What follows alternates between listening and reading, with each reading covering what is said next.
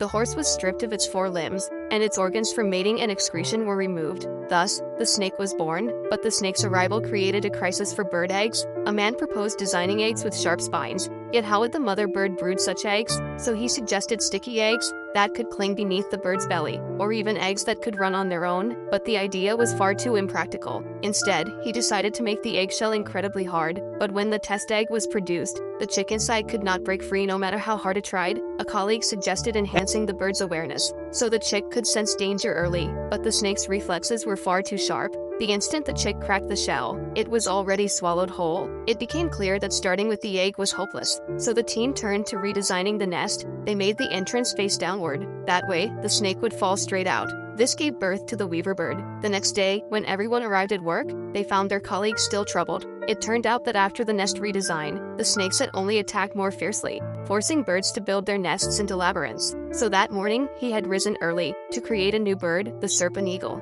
It fed on snakes with ease. Now it was the man in charge of snakes who looked defeated.